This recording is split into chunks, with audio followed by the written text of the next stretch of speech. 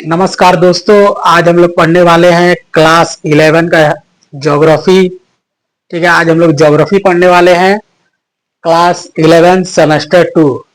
ठीक है, ज्योग्राफी आज स्टार्ट करने वाले हैं। और जो हमारा पहला टॉपिक है, टॉपिक का नाम है यानी कि चैप्टर का नाम है भू संतुलन की अवधारणा। ठीक है, तो भू संतुलन की अवधारणा के अंतर्गत हम लोग सबसे पहले पढ़ेंगे भू संतुलन क्या है, उसको जानने का प्रयास करेंगे। उसके बाद भू संतुलन के अंतर्गत दिए गए मतों के बारे में जानेंगे। और जो है इसमें एक दो जो भूगोलवेता है जिन्होंने अपना सिद्धांत प्रस्तुत किया, एक है प्राट महोदय, दूसरा एहरी। इनके बारे में हम लोग जानने वाले, बस यहीं से प्रश्न आपके पूछे जाएंगे। ठीक है, तो आइए हम लोग जानेंगे सबसे पहले कि भू संतुलन की अवधारणा में भू संतुलन का मतलब होता क्या है। तो भू संतुलन का मतलब होता है कि अपने आप में किसी चीज को संतुलित कर देना, उसको हम लोग बोलते हैं संतुलन। ठीक है, तो कहने का मतलब है कि देखिए, पृथ्वी में विभिन्न प्रकार के स्थल स्वरूप है। कहीं पे पर्वत है, कहीं पे पठार है, ठीक है, कहीं पे खाई है। तो पृथ्वी में जो भी धारातल पाए जाते हैं उनका स्वरूप में अंतर पाया जाता है। ठीक है, कहीं पे आपको ऊंचे ऊंचे पर्वत मिलेंगे, कहीं पठार मिलेंगे, कहीं मैदान मिलेंगे, और कहीं पे खाई, ठीक है, कहीं पे समुद्र मिलेंगे। तो पृथ्वी तो घूम रही है। ठीक है, अगर पृथ्वी घूम रही है अपने तीव्र गति से, तो ये सारे चीज जो भी है इनका उथल पुथल हो जाना चाहिए, परंतु फिर भी ये सब आपस में कहीं ना कहीं संतुलन बनाए हुए अवस्था में स्थित है। तो इसके अंदर जो संतुलन पाया जाता है, ठीक है, इसी को हम लोग कहते हैं भू संतुलन। ठीक है, पृथ्वी के अंदर एक संतुलन बना रहता है या एक संतुलन की अवस्था पाई जाती है जिसमें पृथ्वी के सारे स्थल स्वरूप आपस में संतुलित अवस्था में पाए जाते हैं। इसी को हम लोग भू संतुलन के नाम से जानते हैं। ठीक है, उसके बाद देखिए, भू संतुलन शब्द का जो शब्द है, इसका सबसे पहले प्रयोग डटन महोदय जी करते हैं। ठीक है, कौन? तो डटन महोदय। ठीक है, डटन महोदय ने 1889 यानी कि 1889 ईस्वी में डटन महोदय ने सबसे पहले भू संतुलन शब्द का प्रयोग किया है। ठीक है, तो डटन महोदय ने जो सिद्धांत प्रस्तुत किया, आगे चलकर पराट महोदय बोलकर एक भूगोलवेता है, वो भी इस डटन महोदय के ही चीजों का अनुसरण करने वाले हैं। ठीक है, तो आइए हम लोग इसको देखते हैं। तो देखिए, डटन महोदय ने क्या कहा कि ऊंचे पर्वत, पठार, मैदान तथा समुद्र तली नीचे स्थित पदार्थ का भार समान होता है।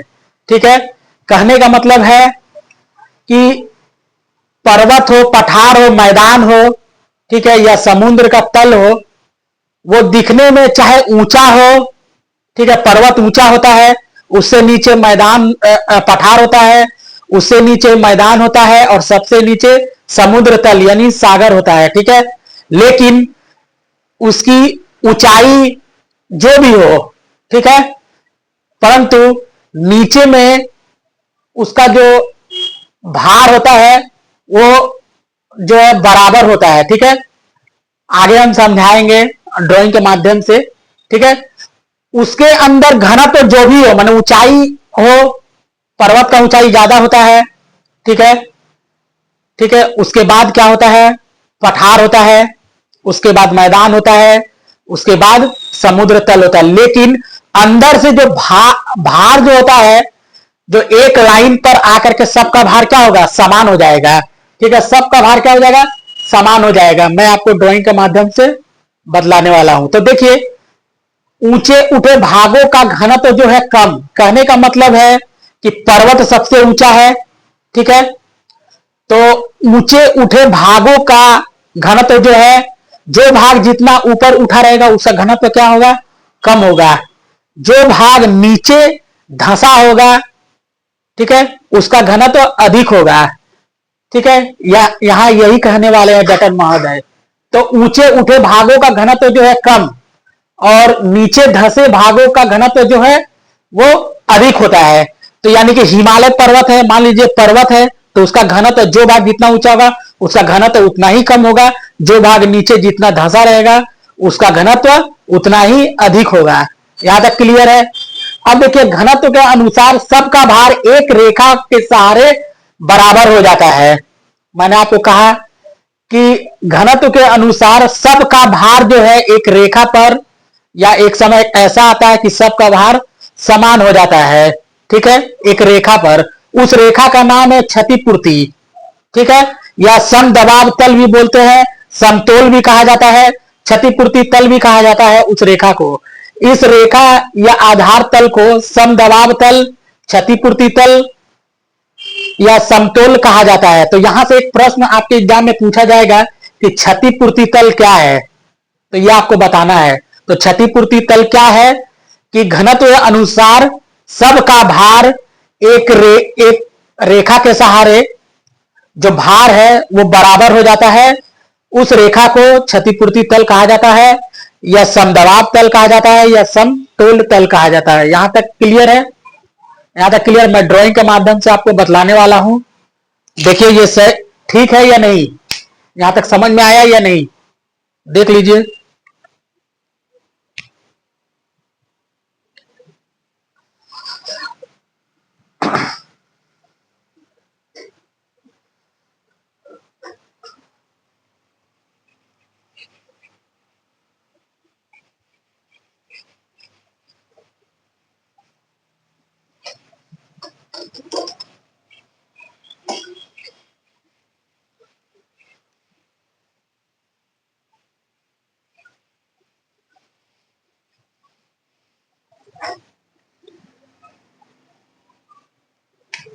देखिए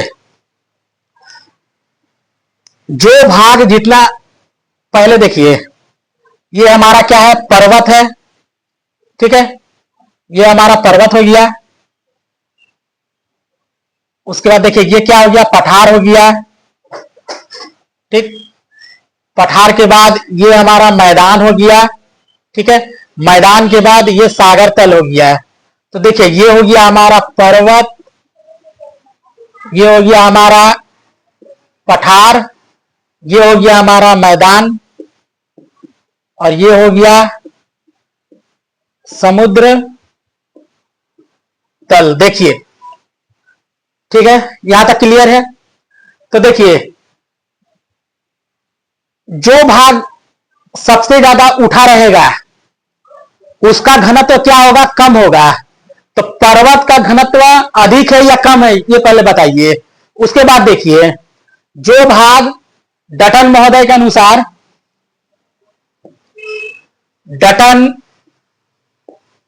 डटन महोदय के अनुसार यह कहा गया है कि जो भाग जितना उठा रहेगा उसका घनत्व कम, और जो भाग सबसे नीचे धंसा रहेगा, जो भाग जितना नीचे धंसा रहेगा उसका घनत्व अधिक होगा। तो बताइए पर्वत का घनत्व अधिक होगा या कम? तो यहां पे पर्वत का घनत्व क्या होगा, कम होगा। ठीक है, समुद्र तल का क्या होगा, घनत्व अधिक होगा। ठीक है, यहां तक क्लियर है। तो यही कहने का मतलब था, पर्वत का घनत्व क्या होगा, पर्वत का घनत्व कम। ठीक है, उसके बाद देखिए पठार है, तो पठार और पर्वत में घनत्व किसका अधिक होगा? तो देखिए पर्वत उठा हुआ है, पठार धंसा हुआ है। तो देखिए पर्वत की तुलना में पठार क्या है, धंसा हुआ है, तो इसका घनत्व पर्वत की तुलना में अधिक होगा। उसके बाद देखिए पठार और मैदान में किसका घनत्व अधिक होगा? तो पठार देखिए मैदान से उठा हुआ है, तो पठार और मैदान की तुलना में, यानी कि मैदान की तुलना में पठार उठा हुआ है, जो भाग उठा हुआ रहेगा उसका घनत्व कम, जो भाग नीचे धंसा रहेगा उसका घनत्व अधिक। तो पठार से इसका घनत्व अधिक होगा मैदान का, डटन महोदय के अनुसार मैं बता रहा हूं। उसके बाद मैदान और समुद्र तल में किसका घनत्व अधिक होगा? तो मैदान का घनत्व क्या होगा, कम होगा, क्योंकि देखिए समुद्र तल से मैदान उठा हुआ है। ठीक है, तो घनत्व इसका अधिक होगा समुद्र तल का। तो जो भाग नीचे धंसा हुआ है उसका घनत्व अधिक होगा, जो भाग सबसे ऊपर उठा हुआ है उसका घनत्व कम होगा। यही बताने का प्रयास किया डटन महोदय ने। ठीक है, उसके बाद क्या कहा गया है कि सब घनत्व के अनुसार, ठीक है, देखिए घनत्व के अनुसार सबका, देखिए घनत्व के अनुसार सबका भार एक रेखा पर जो है समान हो जाएगा। ठीक है, उस रेखा का क्या नाम है, तो क्षतिपूर्ति तल।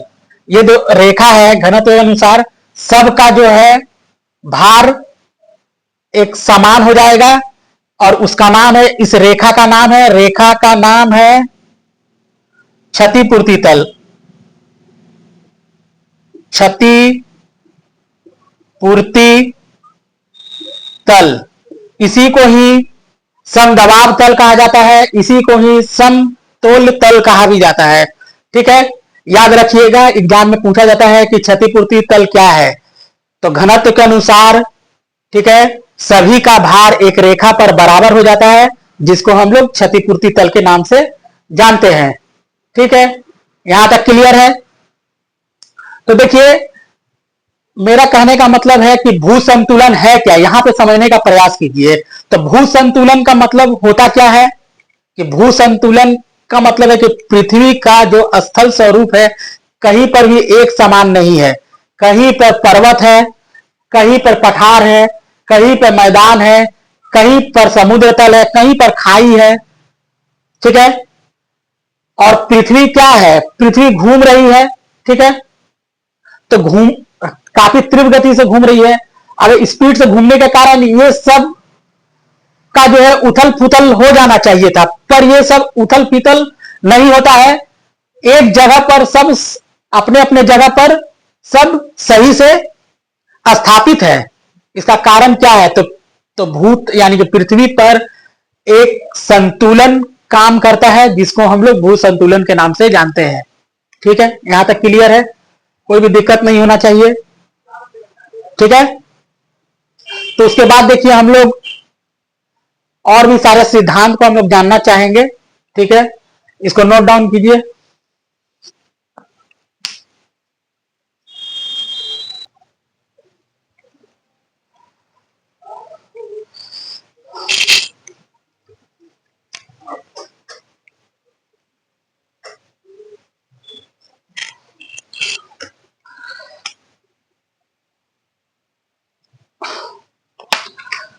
उसके बाद देखिए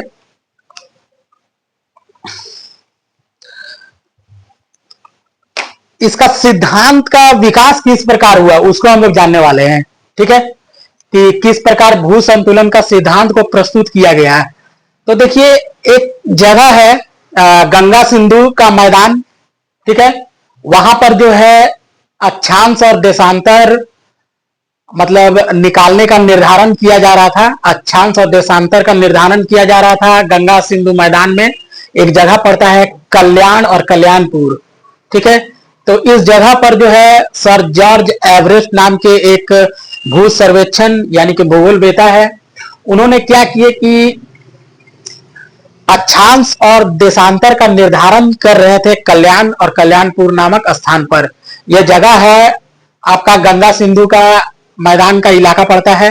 तो इस जगह पर जो है उन्होंने 1859 में sir George sir George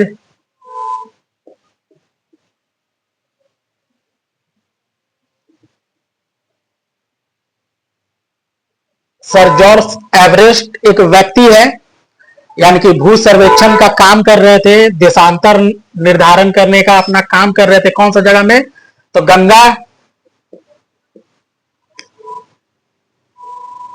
Sindhu के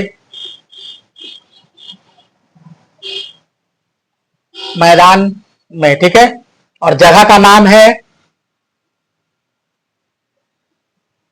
कल्याण और कल्याणपुर। ठीक है, कल्याण और कल्याणपुर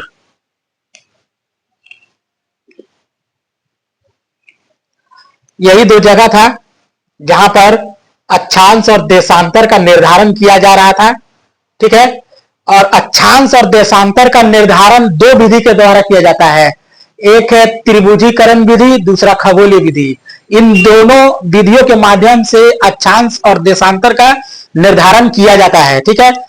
और अक्षांश और जो देशांतर है, इन दोनों विधियों का प्रयोग करके दोनों का बीच का अंतर निकाला जाता है, तब जाकर के जो है अक्षांश और देशांतर का निर्धारण किया जाता है। तो ठीक उसी प्रकार से जैसे जगह है हमारा कल्याणपुर और कल्याण और कल्याणपुर, जो गंगा सिंधु के मैदान वाले इलाका में पड़ता है।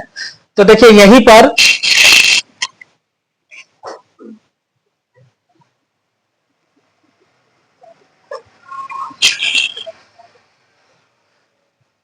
विधि का नाम है त्रिभुजीकरण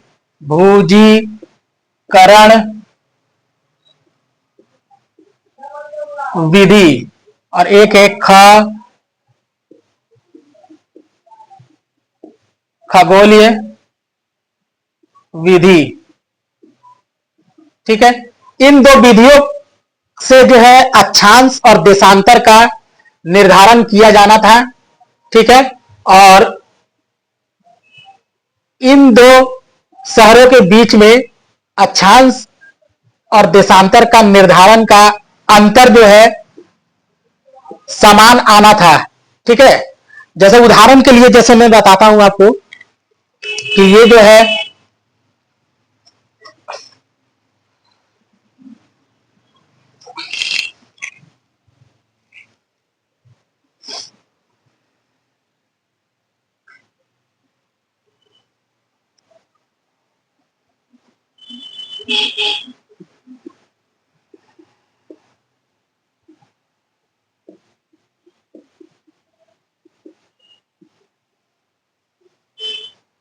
ठीक है। तो देखिए कल्याण, ठीक है, उसके बाद है कल्याणपुर, ठीक है। तो देखिए सबसे पहले मान लीजिए कि त्रिभुजीकरण से यहां पर निर्धारण किया गया, ठीक है। उसका खगोलीय विधि से निकाला गया, ठीक है। ठीक उसी प्रकार से त्रिभुज विधि द्वारा कल्याणपुर पे, फिर खगोल विधि द्वारा कल्याणपुर पे। अब देखिए इन दोनों का अंतर त्रिभुज विधि और खगोल विधि द्वारा कल्याणपुर का अंतर, और उसके बाद त्रिभुज विधि द्वारा और खगोल विधि द्वारा कल्याणपुर का अंतर, कल्याण का अंतर त्रिभुजीकरण द्वारा और खगोल विधि द्वारा कल्याण का अंतर, और त्रिभुज विधि द्वारा खगोल विधि द्वारा कल्याणपुर का अंतर। तो देखिए इन दोनों का अंतर और इन दोनों का अंतर जो है क्या समान होना था, समान होना था, परंतु अंतर जो है 5 पॉइंट, ठीक है, 236 आ गया, ठीक है। अंतर में अंतर आ गया, यानी कि मान लीजिए 5 पॉइंट का अंतर आ गया, ठीक है। जिसके चलते जो है प्राट महोदय ने जो सर जॉर्ज एवरेस्ट के जो सिद्धांत है उसका खंडन करते हुए उन्होंने अपना एक मत प्रस्तुत किया। कहने का मतलब है कि मान लीजिए हिमालय सियाल से बना हुआ है, ठीक है।